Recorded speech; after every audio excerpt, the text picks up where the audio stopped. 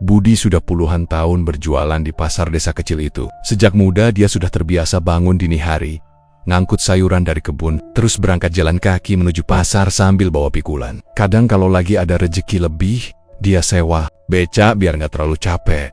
Tapi itu jarang. Kebanyakan dia jalan kaki sambil enggos-enggosen, menembus kabut pagi.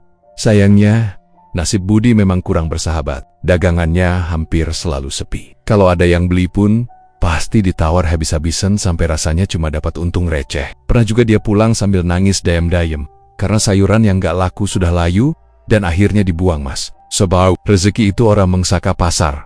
Gusti Allah mesti wis niap ke jalane dewe, kata Siti, istrinya, sambil berusaha menenangkan. Tapi Budi cuma bisa manggot-manggot.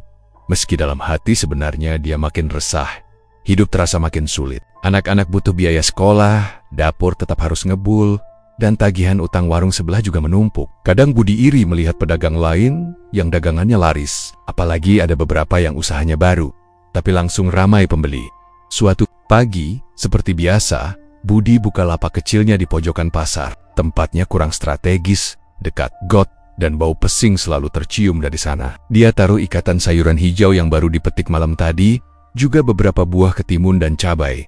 Awalnya pasar terasa biasa saja. Suara pedagang teriak-teriak menawarkan dagangan, ibu-ibu sibuk nawar anak-anak kecil berlarian. Tapi ada yang berbeda hari itu. Tiba-tiba, dagangan Budi mulai didatangi orang. Awalnya seorang ibu muda dengan wajah pucat datang membeli seikat sayuran. Senyumnya tipis sekali, hampir nggak kelihatan. Dia ngasih uang tanpa nawar sedikit pun. Budi sempat bengong karena bayosannya. Ibu-ibu di pasar nggak pernah langsung bayar segitu aja. Selalu ada acara tawar menawar. Bahkan kadang bikin kepala pening. Alhamdulillah, mulai laku juga, gumam Budi dalam hati. Setelah itu, datang lagi dua orang laki-laki tua. Bajunya lusuh wahannya sayu, tapi mereka langsung borong cabai dan ketimun. Sama sekali nggak nawar. Padahal harga yang Budi sebut lumayan tinggi loh. Kok aneh? Biasanya kalau aku naikin harga dikit aja udah protes, batin Budi. Tapi dia nggak mau mikir aneh-aneh. Hatinya senang dagangan laku. Dompet mulai terisi. Dan yang bikin heran lagi, setiap kali Budi menoleh, selalu ada pembeli baru. Yang seolah-olah lapaknya jadi pusat perhatian. Meski letaknya di pojok pasar yang kumuh, tak lama kemudian, pembeli makin banyak. Ada ibu-ibu yang wajahnya asing, ada bapek-bopek berkulit pucat, ada juga pemuda dengan mata sayu yang membeli banyak. Tanpa bicara sepatah kata pun, mereka datang bergantian, nggak pernah berhenti. Budi sampai kewalahan melayani. Tangannya sibuk menimbang, mengikat sayuran menerima wong, dan menghitung kembalian. Senyumnya terus merekah. Dalam hati dia berucap syukur alhamdulillah. Rezeki pancen ora diduga-duga. Namun, di sela kesibukan itu, Budi mulai merasa ada yang ganjil. Beberapa wajah pembeli terasa aneh. Pucat, kaku, matanya sayu, bahkan ada yang menatap terlalu lama tanpa berkedip, seperti boneka hidup. Tapi karena terlalu senang dengan dagangannya yang laris, Budi mengabaikan perasaan itu. Siang menjelang, dan semua dagangan Budi habis terjual. Itu pertama kalinya sepanjang hidup dia pulang dari pasar dengan pikulan kosong. Uangnya banyak, bahkan lebih banyak daripada biasanya bisa didapat seminggu penuh. Di rumah, Siti kaget sekaligus bahagia. Masya Allah mas, iki kape entek laku, tanyanya dengan wajah sumringah.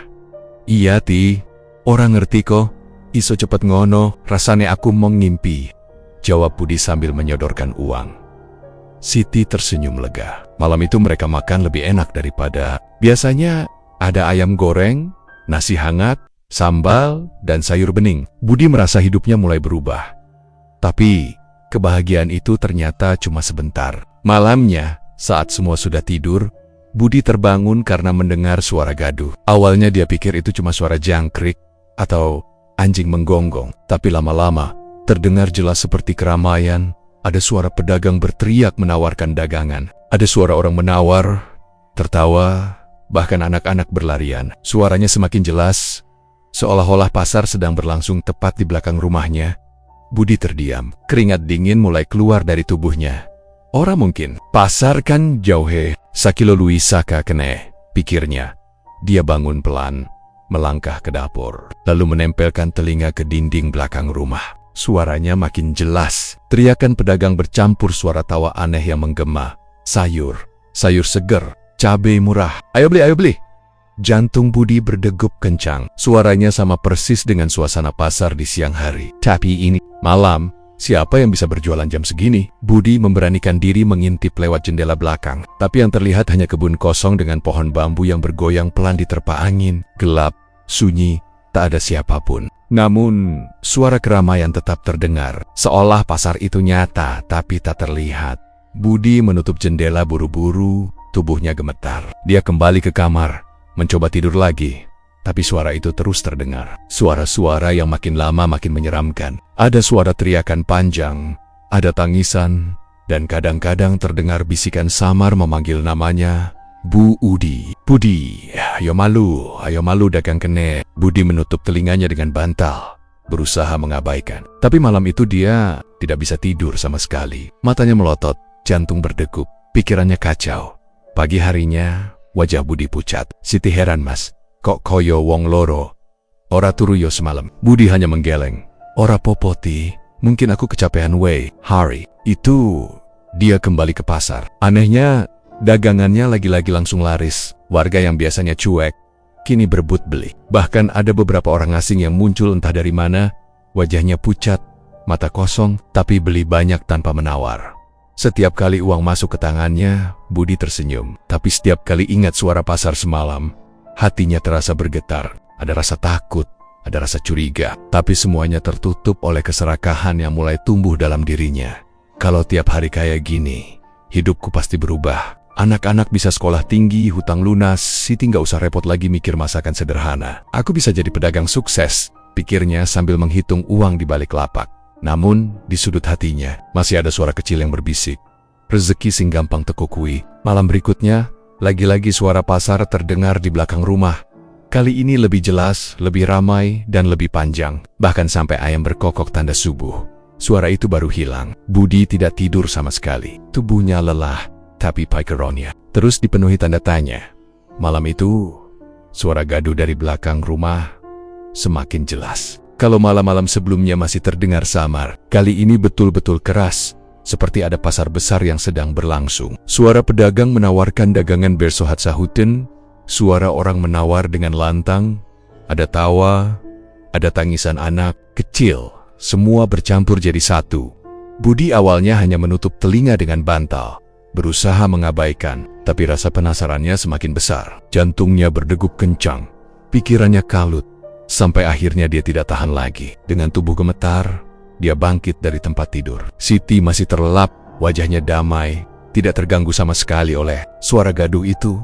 Aneh, seolah-olah hanya Budi yang bisa mendengar. Dengan langkah pelan, Budi keluar kamar, menyusuri ruang tengah yang remang. Lampu minyak kecil di meja bergetar sumbunya, membuat bayangan dinding bergerak seperti sosok-sosok samar. Budi menelan ludah. Tubuhnya dingin, tangannya sempat ragu ketika memegang gagang pintu dapur. Tapi akhirnya dia memberanikan diri membuka. Begitu pintu terbuka, suara itu meledak semakin keras. Jeritan penjual, suara tawa, bahkan suara logam bergesekan terdengar jelas sekali. Budi menahan napas. Dia melangkah ke halaman belakang rumah yang gelap, hanya diterangi cahaya bulan pucat. Dan di sana, matanya terbelalak tak percaya. Kebun kosong, yang biasanya hanya berisi rumpun bambu dan beberapa pohon pisang, malam itu berubah menjadi pasar besar. Deretan lampu minyak bergelantungan, remang-remang berasap, menerangi lepak-lepak yang tersusun rapi. Pedagang berjejer, pembeli lalu lalang. Suasana hiruk-pikuk persis seperti pasar di siang hari. Orang-orang di pasar itu bukan manusia biasa. Wajah mereka pucat pasi, matanya hitam pekat seperti arang. Beberapa bahkan tidak punya kaki. Tapi tubuhnya melayang begitu saja. Ada yang kepalanya miring aneh, ada yang kulitnya bolong seperti terbakar. Meski begitu, mereka tetap sibuk menawar, membeli, menjajakan dagangan, seolah semua itu normal. Budi ingin lari, tapi tubuhnya kaku. Kakinya seolah menempel di tanah, tidak bisa digerakkan. Matanya terus menatap, tidak bisa berpaling dari pemandangan. Mengerikan itu seorang pedagang di dekatnya menoleh. Wajahnya hancur separuh, matanya tinggal satu. Tapi dia tersenyum sambil mengangkat ikatan sayur. Mau beli le, seger iki, murah? Suaranya parau, serak, terdengar seperti napas terakhir orang sekarat. Budi hampir menjerit, tapi suara itu terhenti karena dari tengah kerumunan ada sosok yang berjalan mendekat. Langkahnya berat, jubah hitam panjang menyapu tanah. Wajahnya tertutup bayangan, hanya mata merah yang terlihat menyala. Semua keramaian pasar perlahan mereda, seolah memberi jalan. Suasana mendadak hening, hanya suara angin malam yang terdengar. Sosok itu berhenti tepat di depan Budi. Dengan suara dalam dan berat, dia berkata, "Selamat datang di pasar setan." Budi gemetar, keringat dingin membasahi tubuhnya. "Apa? Ini siapa kalian?" Suaranya serak, nyaris tak keluar. "Daganganmu laku bukan karena keberuntungan, Budi. Kau sudah jadi bagian dari kami. Kau sudah dipilih." Suara itu menggema, seperti keluar dari dalam tanah. Budi ingin menyangkal, tapi pikirannya langsung teringat bagaimana dagangannya laku habis 2 hari berturut-turut. Tanpa sisa, wajah-wajah pucat yang membeli, uang yang diberikan tanpa menawar, semuanya terasa tidak wajar. "Tidak, aku hanya jualan biasa. Aku tidak minta ini." Budi mencoba mundur, tapi kakinya tetap kaku. Sosok berjubah hitam itu mendekat, matanya menatap tajam. "Kau wis mebubad, ora ono dalan mit. Daganganmu laku, nyawamu taruhane." Budi terperangah, kata-kata itu menusuk jantungnya. Nyawaku jadi taruhannya?" Seolah mengerti ketakutan Budi, lelaki itu tersenyum tipis. Senyum yang dingin, tanpa rasa, tapi penuh ancaman. "Setiap kali daganganmu laku, akan ada jiwa yang jadi tumbal. Kau tinggal nikmati hasilnya. Jangan banyak bertanya. Jangan coba kabur." Keramaian pasar kembali terdengar, seolah kata-kata itu sudah cukup jadi permanent. Sosok berjubah hitam kemudian memunggungi Budi, melangkah kembali ke tengah kerumunan. Orang-orang pucat itu kembali sibuk dengan dagangannya, seakan tidak ada apa-apa. Tiba-tiba, kaki Budi bisa bergerak lagi. Tanpa pikir panjang, dia langsung berlari kembali ke rumah. Nafasnya memburu, tubuhnya hampir jatuh. Dia menutup pintu dapur dengan keras, lalu bersandar di sana sambil gemetar. Suara keramaian itu masih terdengar, meski lebih samar. Tapi Budi tak berani membuka pintu lagi. Air matanya mengalir tanpa sadar. Dia menutup wajah dengan kedua tangan, berbisik lirih, "Ya Allah, opo iki sing sejatine? Aku wes kebablasan opo pie?" Malam itu, Budi tidak tidur sama sekali. Kepelan, penuh dengan ketakutan, tapi juga kebingungan. Apa yang dilihatnya nyata, atau hanya mimpi? Tapi tubuhnya masih gemetar, keringatnya masih dingin, terlalu nyata untuk disebut mimpi. Keesokan paginya, Siti bingung melihat suaminya murung. "Mas, kowe kok koyo wong bingung ngono? Ana opo?" Budi hanya menggeleng. "Ora opo-opo ti. Aku, mong, kurang turwe." Dia tidak berani cerita. Bagaimana mungkin dia bisa bilang kalau semalam melihat pasar gaib di belakang rumah? Namun, pikirannya terus dihantui. Saat berangkat ke pasar, dia masih merasakan tatapan sosok berjubah hitam itu. Seakan-akan sosok itu mengikuti dari belakang, mengawasinya. Di pasar, kejadian aneh kembali terjadi. Dagangannya kembali laris, diborong, ponigerang. Tapi kali ini, Budi mulai memperhatikan dengan seksama. Sebagian pembeli banner-banner orang yang dikenalnya, warga desa, ibu-ibu biasa. Tapi sebagian lain, wajahnya asing, pucat, matanya kosong. Mereka membeli dengan cepat, tanpa menawar, lalu pergi entah kemana yang lebih mengerikan beberapa kali. Budi melihat pembeli itu menghilang begitu saja setelah melangkah beberapa meter dari lapaknya. Bukan berjalan keluar pasar, tapi lenyap begitu saja, seperti asap ditiup angin. Budi hampir menjatuhkan timbangan dari tangannya. Nafasnya sesak, jantungnya berdegup kencang, tapi dia tidak bisa berhenti berjualan. Seolah ada kekuatan yang memaksa tangannya tetap melayani pembeli. Siang itu, semua dagangannya kembali habis. Uangnya semakin banyak, tapi bukannya senang, Budi justru semakin takut. Karena di balik setiap uang yang masuk ke kantongnya, dia teringat kata-kata sosok berjubah hitam semalam. "Setiap daganganmu laku, akan ada jiwa yang jadi tumbal." Budi pulang dengan langkah gontai. Sesampainya di rumah, Siti tersenyum senang melihat uang yang dibawanya.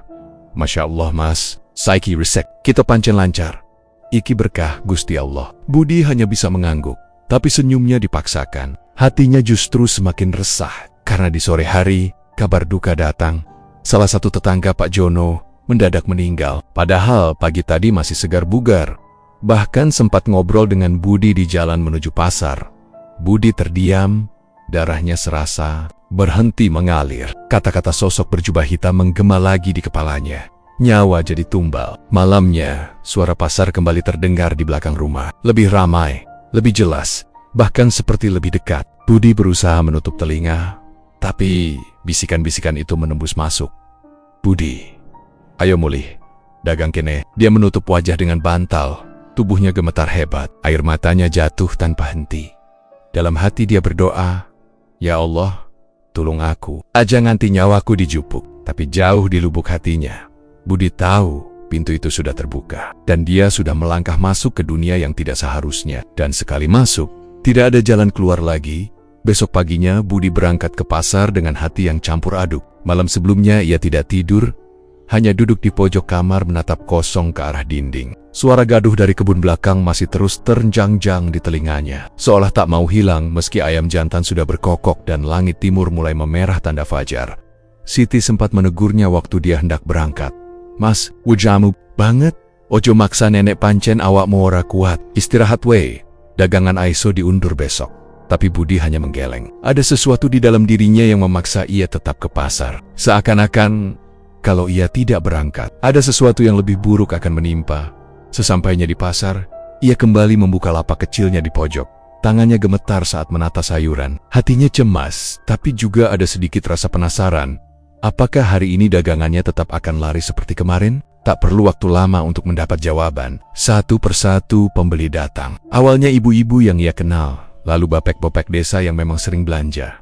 Semua wajah itu terasa wajar, tapi kemudian lagi-lagi muncul wajah-wajah asing. Ada perempuan dengan rambut panjang terurai menutupi sebagian wajahnya. Kulitnya pucat kebiruan. Matanya sayu tapi menatap tajam ke arah Budi.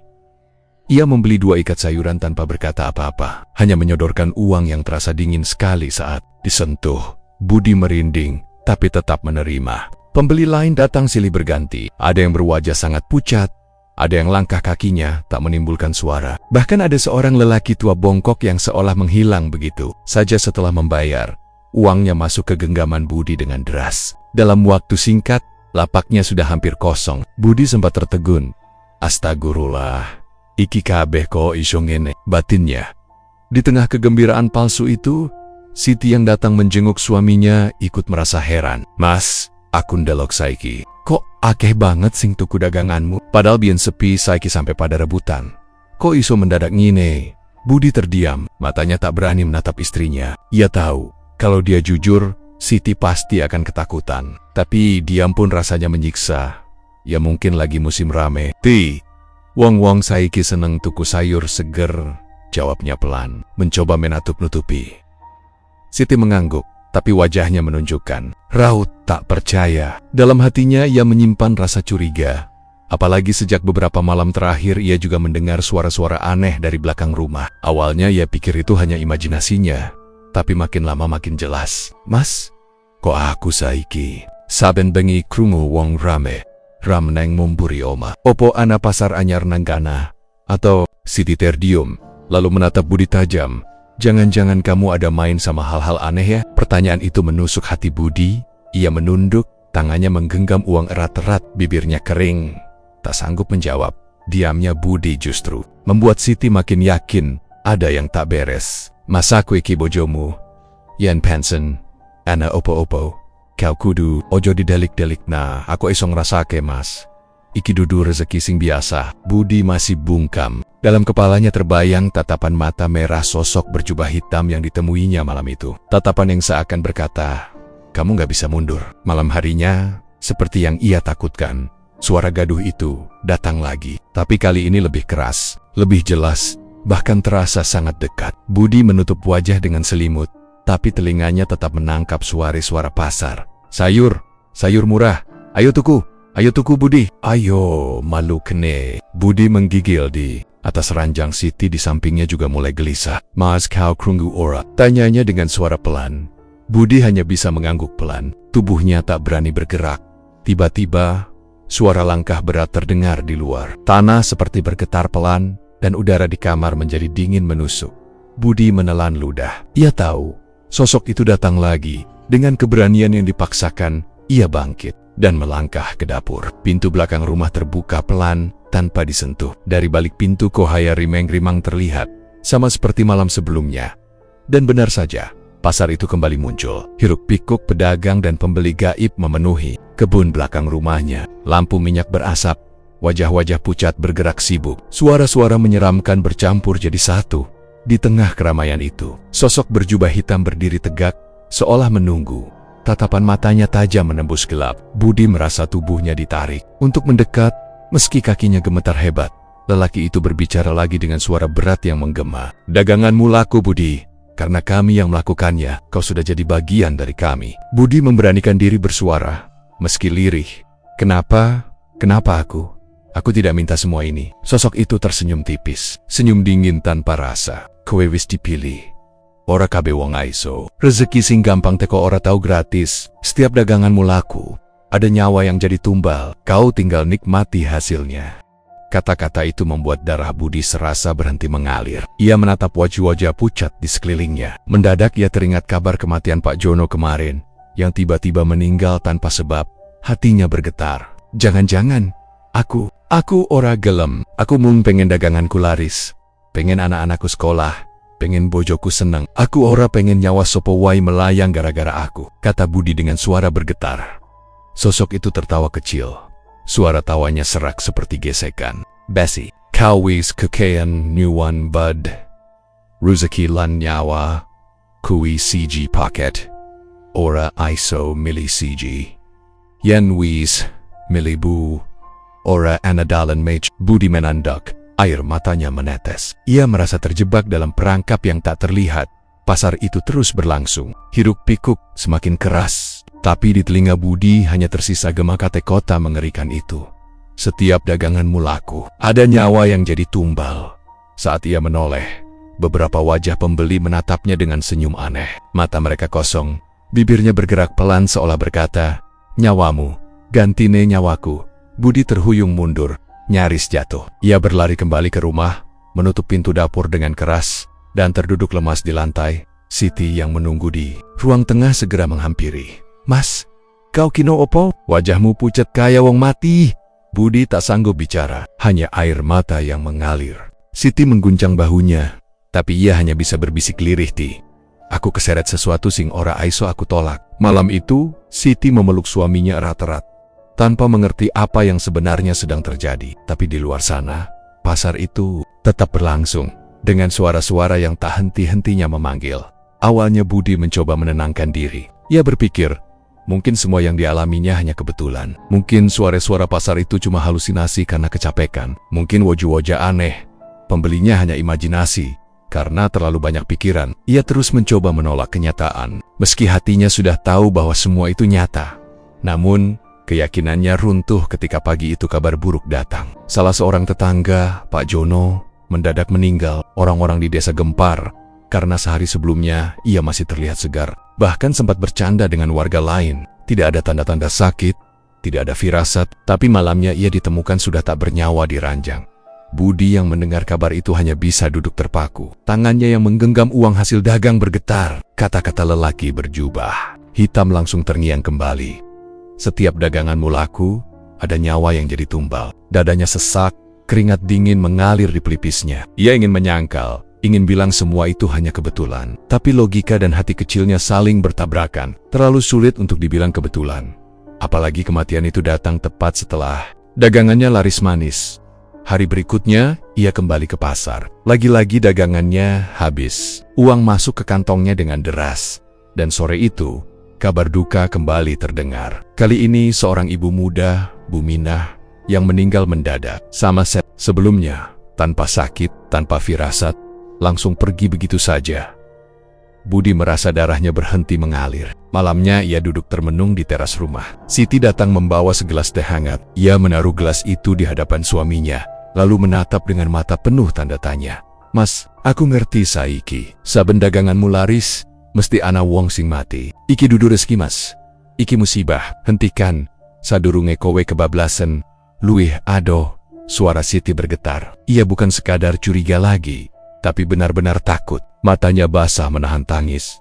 Budi memejamkan mata, mencoba menenangkan dirinya. Namun kalimat Siti semakin menekan hatinya. Ia ingin jujur, ingin bilang apa yang sebenarnya terjadi, tapi lidahnya keluh. Ada sesuatu yang menahannya untuk berbicara. Terlalu banyak. Aku nggak bisa berhenti, Ti. Akhirnya ia hanya bisa berkata lirih. "Aku wes terikat karo iki kabeh." Siti terjit, wajahnya pucat. "Maksudmu opo, Mas? Terikat karo opo? Ojo ngegawe aku tambah wedi." Budi terdiam. Ia tidak berani menyebut nama pasar itu, tidak berani menyebut lelaki berjubah hitam. Hanya diam dengan mata kosong menatap kegelapan. Sejak saat itu, hubungan mereka mulai renggang. Siti semakin resah, semakin takut melihat perubahan suaminya. Setiap malam suara gaduh dari belakang rumah makin keras, makin nyata. Kadang Siti ikut mendengar, kadang tidak. Tapi entah kenapa, suara itu selalu lebih jelas di telinga Budi. Malam-malam Budi semakin kacau. Ia sering terbangun dengan tubuh gemetar. Keringat dingin membasahi bajunya. Dalam mimpinya, ia melihat wajah-wajah orang yang meninggal di desa. Mereka datang mendekat, menatap dengan mata kosong, lalu berbisik pelan, "Nyawaku, gantine daganganmu." Kadang ia melihat Pak Jono berdiri di pojok kamar, tubuhnya kaku, matanya kosong, menatap tajam tanpa berkedip. Kadang ia melihat Bu Minah duduk di kursi ruang tamu, wajahnya pucat, bibirnya tersenyum tipis. Budi sering terbangun dengan teriakan, membuat Siti ketakutan. "Mas, kowe kenopo? Aja nganti kowe ketempelan makhluk elek." Tapi Budi hanya bisa menunduk, tak sanggup bercerita. Hari-hari berikutnya, keadaan semakin parah. Setiap kali dagangannya habis, selalu ada kabar kematian di desa. Warga mulai gelisah, merasa ada sesuatu yang tidak beres. Apalagi jumlah kematian yang mendadak itu semakin sering, membuat suasana desa mencekam. Tapi di balik semua ketakutan itu, Budi justru mulai merasakan sesuatu yang mengerikan. Ia ketagihan uang. Setiap kali membuka dompetnya dan melihat lemboren-lemboren uang menumpuk, ada rasa puas yang sulit dijelaskan. Ia bisa membayar yuteng-yuteng yang menumpuk, ia bisa membeli beras lebih banyak, bahkan bisa memberikan jajanan pada anak-anaknya. Semua terasa indah di permukaan, tapi harga dari semua itu adalah nyawa orang lain. Dan anehnya, meski hatinya ketakutan, ada suara kecil di dalam dirinya yang berkata, "Ora popo, sing penting kula wargamu seneng, wong liane mati yo wis nasibe." Suara itu semakin lama semakin kuat, seolah bukan suaranya sendiri. Kadang terdengar di telinga seperti bisikan, kadang muncul di dalam mimpi sebagai suara lelaki berjubah hitam itu. "Apa kamu mau kembali miskin, Budi? Apa kamu mau lihat anak-anakmu kelaparan? Apa kamu mau hutang-hutangmu menumpuk lagi? Nikmati saja, setiap rezeki ada harganya. Dan harga ini sudah kami tentukan." Budi menangis dalam diam, tapi tangannya tetap menggenggam uang erat-erat. Suatu sore, ketika ia baru pulang dari pasar dengan pikulan kosong, ia melihat kerumunan di depan rumah tetangga. Ternyata ada lagi yang meninggal, seorang pemuda desa yang baru saja menikah. Warga berbisik-bisik, wajah mereka murung. Sebagian mulai curiga, kenapa akhir-akhir ini akeh banget wong mati mendadak? Yo, iki ora wajar, koyo ono sing dalek nang desa iki. Apa iki ana hubungane karo pasar setan sing konon katanya neng alas kono? Bisik-bisik itu terdengar jelas di telinga Budi. Ia menunduk, keringat dingin membasahi tubuhnya. Hatinya makin hancur, tapi langkahnya terus pulang ke rumah. Siti sudah menunggu di teras dengan wajah tegang. "Mas, nganti kapan kowe arep ngono? Wis jelas, iki kabeh hana tumbale yen kau teresk. Ora mong wong-wong desa sing cilaka, nanging kowe diu aiso ketarik melebu." "Mandek mas, mandek sakdurunge telat." Budi duduk terdiam, air matanya jatuh satu-satu. Ia ingin bilang iya, ingin berhenti, ingin kembali hidup normal. Tapi suara itu kembali muncul. Suara berat yang menggema di kepalanya, "Cau wis terikot. Ora ana dalen met." Akhirnya ia hanya bisa menjawab pelan, "Aku ora aisoti. Aku wes kejiret, wes kebacut." Siti menutup mulutnya dengan tangan. Air matanya jatuh deras. Ia menatap suaminya dengan campuran takut, marah, dan kasihan. "Mas, kowe wis didadeke budak setan." Malam itu, Budi duduk di dapur sendirian. Lampu minyak bergoyang ditiup angin. Suara pasar kembali terdengar dari belakang rumah. Makin jelas, makin dekat. Teriakan pedagang, suara tawa, tangisan, semuanya bercampur. Budi memejamkan mata, menggenggam kepalanya erat-erat. Air matanya mengalir deras. Dalam hati ia berbisik lirih, "Ya Allah, aku iki wong bodoh. Aku kepengen sugih tapi aku malah njupuk dalan sing salah. Saiki nyawa wong-wong sing ora salah sing dari tumbalku. Gusti, aku kudu piye?" Namun, jawaban yang datang bukan ketenangan. Dari luar, suara itu semakin jelas, dan samar-samar ia melihat bayangan lelaki berjubah hitam, berdiri di antara rumpun bambu, menatap ke arahnya dengan senyum tipis yang menusuk. Sejak malam itu, tidur Budi tak pernah lagi tenang. Setiap kali matanya terpejam, ia masuk ke dalam dunia yang sama. Dunia penuh teror yang tak bisa ia kendalikan. Dalam mimpinya, Ia selalu berada di tengah kerumunan orang banyak. Tapi kerumunan biasa. Wajah mereka rusak. Sebagian tanpa mata. Sebagian lagi dengan rahang terkulai. Mulut penuh darah yang terus menetes. Mereka berlari ke arahnya. Tangan-tangan mereka terulur, kuku-kuku panjang berlumur merah. Dan suara mereka menggema di telinga. Begitu keras sampai dada Budi serasa mau pecah. "Balikin nyawa kami! Balikin nyawa kami!" Budi lari sekuat tenaga. Kakinya menendang tanah yang lengket seperti lumpur darah. Nafasnya terengah, tubuhnya gemetar. Tapi sejauh apapun ia berlari, teriakan itu tak pernah berhenti. Semakin keras, semakin dekat, semakin menghantui. Kadang, dari tengah kerumunan itu, ia melihat wajah-wajah yang dikenalnya. Wajah Pak Jono, mata kosong menatapnya dengan tajam. Wajah Bumina, bibirnya tersenyum pucat, darah menetes dari sudut mulut. Bahkan pemuda tetangganya yang baru menikah, tubuhnya penuh luka, kulitnya robek, seakan habis dicabik sesuatu. Semua berlari ke arahnya, menuntut sesuatu yang tak bisa ia kembalikan. "Nyawaku, baleke, Budi." Budi menutup telinga, menjerit sekencang-kencangnya. Tapi suara-suara itu malah semakin keras, menggema dalam kepalanya kadang ditenggak. Mimpi itu, Siti pun muncul. Istrinya berdiri tidak jauh darinya, memakai daster sederhana, wajahnya pucat pasi, matanya berkaca-kaca, tangannya terulur, seakan meminta pertolongan. "Mas, kowe wes adol nyawaku uga." Suara lirih itu membuat dada Budi serasa dihantam batu. Ia menoleh, mencoba berlari ke arah Siti. Tapi tiba-tiba, wajah istrinya berubah. Dari pucat menjadi lebam, dari menangis menjadi kaku seperti mayat. Lalu tubuhnya terjatuh dengan suara keras. Darah mengalir membasahi tanah di sekelilingnya. Budi langsung terbangun dari mimpinya dengan teriakan. Napasnya memburu, keringat dingin membasahi tubuhnya. Ia memegangi dada, jantungnya berdetak cepat tak terkendali. Saat menoleh ke samping, tubuhnya hampir lumpuh karena ketakutan. Siti, yang tidur di sampingnya, terlihat pucat. Wajahnya seolah tidak ada kehidupan, bibirnya biru, seperti mayat yang baru saja diletakkan di ranjang. Budi menjerit pelan, "Ya Allah, koyon Jaineti." Tangannya gemetar mencoba menyentuh tubuh istrinya. Tapi begitu tangannya menyentuh kulit Siti, istrinya bergerak pelan, menghela napas dalam, lalu kembali tidur dengan wajah tenang. Seolah-olah tak ada yang terjadi. Budi mengusap wajahnya sendiri, antara lega dan semakin ketakutan. Sejak malam itu, kejadian serupa terus berulang. Hampir setiap tidur ia bermimpi tentang kerumunan makhluk-makhluk mengerikan yang menuntut balas. Kadang mereka hanya berdiri mengelilinginya, memandang dengan mata kosong. Kadang mereka mengejarnya sampai ia tak bisa lagi bernafas.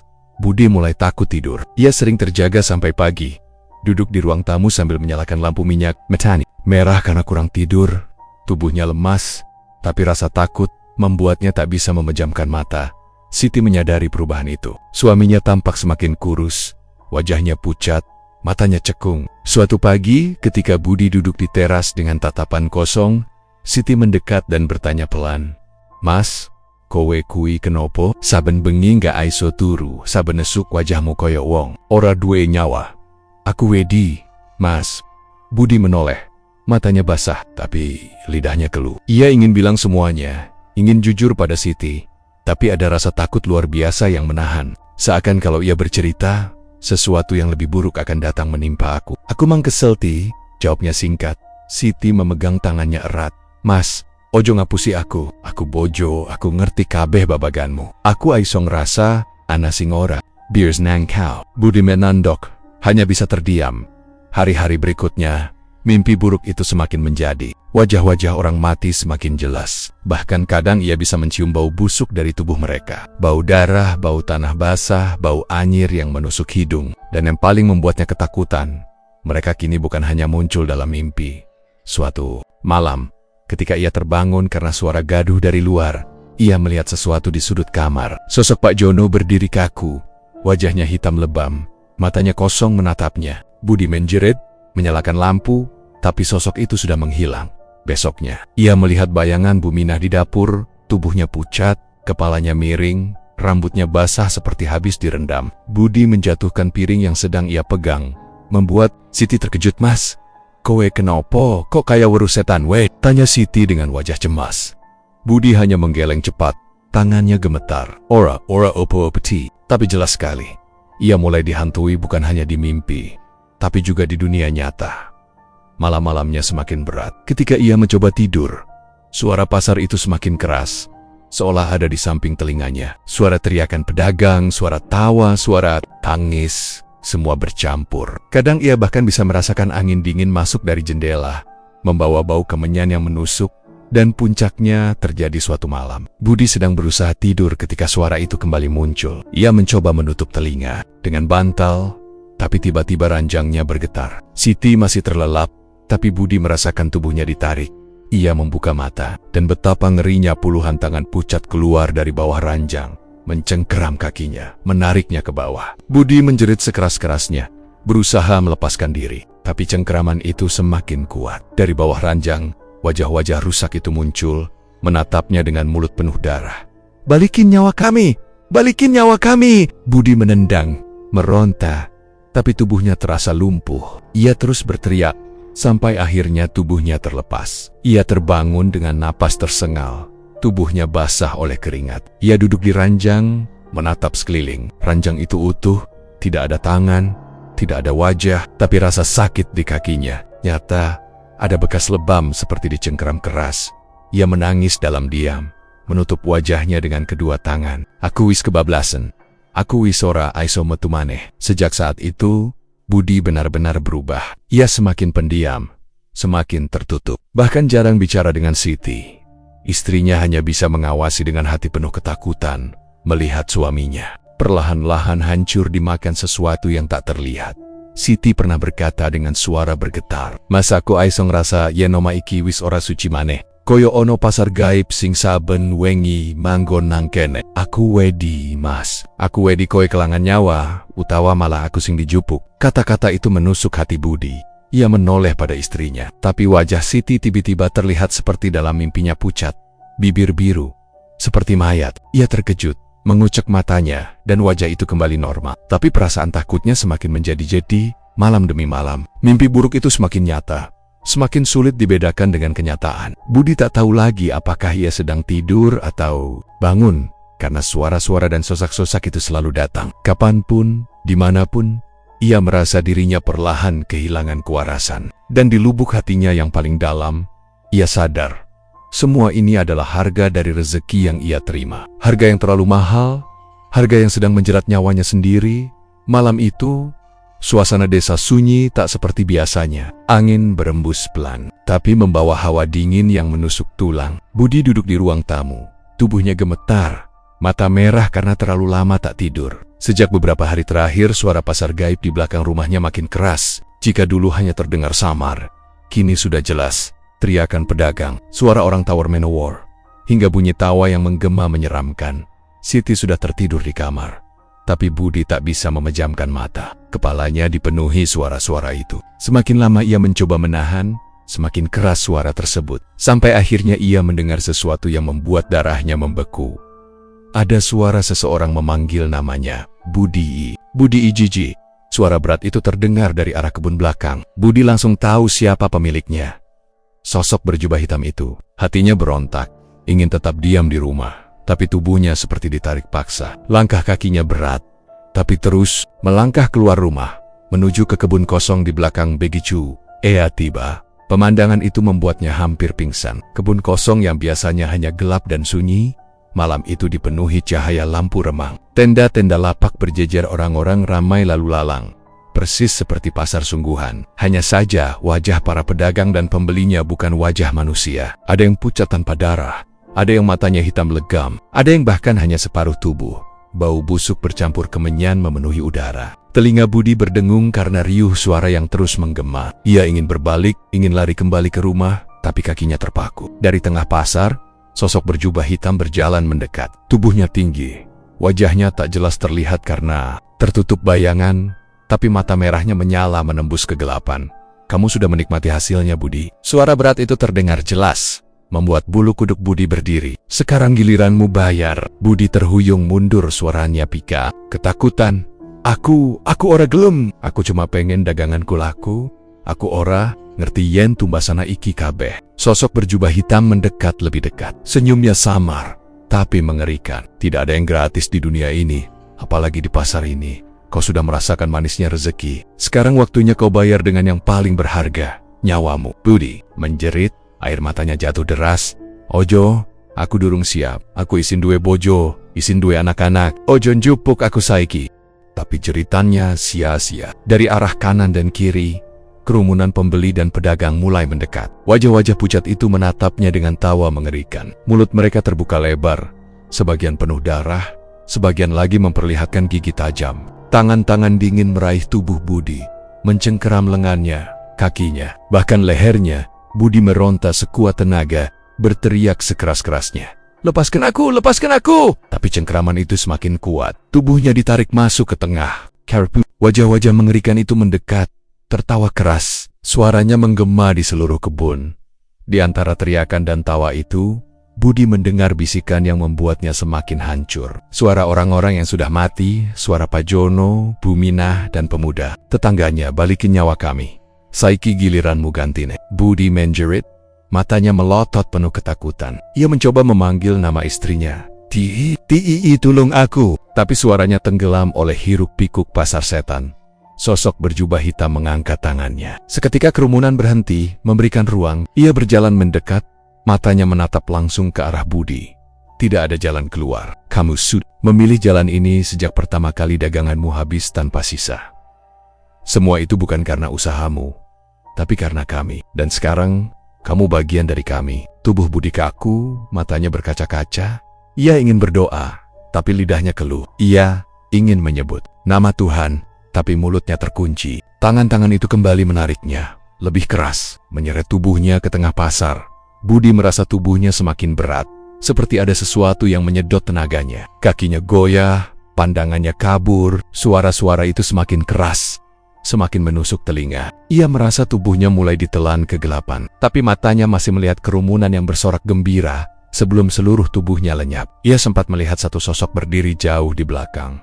Itu Siti, istrinya. Wajahnya penuh air mata, tangannya terulur ke arahnya. Mas, oholungga mas, ojo tinggal ke aku. Air mata Budi jatuh deras. Dengan sisa tenaga ia berteriak, ngapunten aku wes salah. Tapi tubuhnya langsung ditarik ke dalam kerumunan. Wajah-wajah itu menutup pandangannya. Tawa mereka meledak semakin keras, bergema bersama suara pasar yang kini terdengar seperti ribuan jeritan. Tubuh Budi hilang ditelan kerumunan, lenyap ke dalam kegelapan pasar setan di rumah. Siti terbangun karena mendengar suara teriakan suaminya dari luar. Ia berlari ke belakang rumah, tapi hanya mendapati kebun kosong. Gelap gulita, tidak ada pasar, tidak ada suara, hanya angin malam berhembus dingin. Siti berdiri terpaku, air matanya jatuh, hatinya hancur. Sejak malam itu, Budi tidak pernah kembali. Warga desa hanya tahu ia menghilang secara misterius. Ada yang bilang ia kabur karena hutang, ada yang bilang ia terkena guna-guna. Tapi Siti tahu, suaminya telah dibawa sesuatu yang tak bisa dijelaskan. Dan setiap malam, dari kebun belakang rumahnya, Siti masih mendengar suara samar-samar pasar, suara teriakan pedagang, suara orang menawar, dan di antara itu semua ada suara suaminya, suara Budi, memanggil lirih seolah datang dari jauh.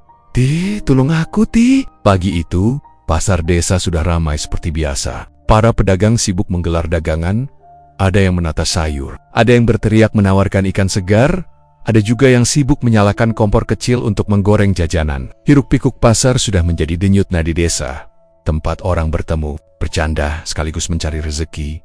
Namun pagi itu, ada yang berbeda. Di lapak kecil di sudut pasar, lapak milik Budi terlihat kosong. Tidak ada sosok Budi yang biasanya sibuk berjualan. Hanya tersisa meja kayu sederhana dan keranjang kosong yang biasanya penuh sayur. Tapi anehnya, di atas meja ada beberapa lembar uang berserakan, seperti sisa pembayaran dari pembeli yang belum sempat dibereskan. Warga yang melihat saling berbisik. Loh, kok lapake Budi kosong? Biasa nih jam segini wis rame wong tuku. Bener, wong kemarin dagangane kabeh entek laris banget. Kok saiki malah ora ana wong takono Bu John Wei. Sopo ngerti Budi lagi ora enak badan. Beberapa orang mendekati lapak itu, mencoba mencari tahu. Tapi semakin lama mereka memperhatikan, semakin terasa ada sesuatu yang janggal. Dagangan yang biasanya sisa, kali ini tidak ada setetes pun. Benar-benar habis tak bersisa. Bahkan aroma sayurnya masih menempel di udara, seolah baru saja habis diborong pembeli. Tapi yang bikin bulu kuduk mereka meremang adalah cara uang itu berserakan. Tidak rapi, tidak wajar, seperti dilemparkan begitu saja ke atas meja. Don Cat, salah seorang pedagang mencoba menyentuh uang itu, tangannya langsung gemetar. Uang itu dingin, terlalu dingin untuk ukuran pagi yang masih hangat. Sementara itu, Siti sudah mondar-mondir di rumah sejak subuh. Ia panik karena suaminya tidak kembali sejak malam sebelumnya. Ia berlari ke pasar, berharap menemukan Budi sedang sibuk berjualan seperti biasa. Tapi begitu tiba di sana, yang ia lihat hanya lapak kosong itu. "Mas Budi! Mas, Conang Endi!" teriaknya histeris. Warga segera mengerubunginya, mencoba menenangkan. Tapi Siti terus menangis, suaranya pecah, tubuhnya lemas. "Wingi bengi mas isi ono neng omah, tapi pas aku tangi, wis ora ono. Saiki malah mung lapake singkaton, wong ira ono bla." Semua orang yang mendengar langsung terdiam. Ada rasa takut yang menyelusup, rasa curiga bahwa ada sesuatu yang tidak beres di balik semua ini. Apalagi mereka masih ingat serangkaian kematian aneh yang terjadi di desa beberapa waktu terakhir.